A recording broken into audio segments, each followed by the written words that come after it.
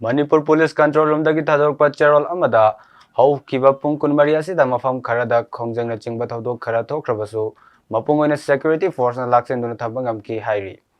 security force na ching amasung tamda thiba humbagi thabak chathakre thiba humbagi thabak chathaba aduda security force na local met single barrel nongmai ahom local met pistol ama 9mm ammunition ani country met improvised long range heavy mortar ama tear gas nongmai ama tear smoke cell soft nose ama tear smoke cell ani fake currency note chani chapi taruk Churasanpur district ki manung chanba di moijang village koisil liba di hauling jang village amasung magazine yauna 303 rifle ama 9mm pistol ama single barrel nipan .22 pistol ama 9mm CMG ama Gelatine stick nipan 303 rifle gi 7.62 mm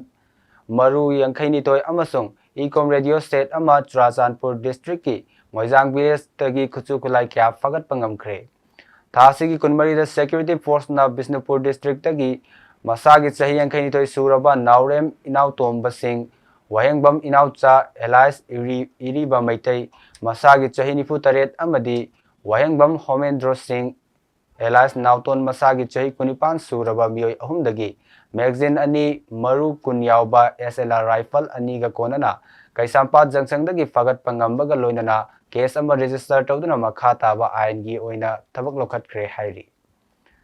Manipur gi district pumnamakta pamdabu thodok thok tanabagi damak punna checkpoint chamani funi thoida achat awong sing check tawbada singnaba ching amasung tamda punna mioi chama maidram fan fagatuna wahang pahong chat thakhi hairi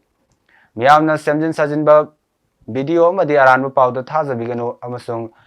achumba sengba E-Pao khangninglagasу mobile number 9233522822 da call tawiraktuna khangbiraba yagani loinana lakhiba khusukulai singsu athuba matamda manak nakpa police station natraga lengaki security miyoi singda sinabiyu hainasu Manipur Police Control Room na Thadorakpa Cherol amada hairi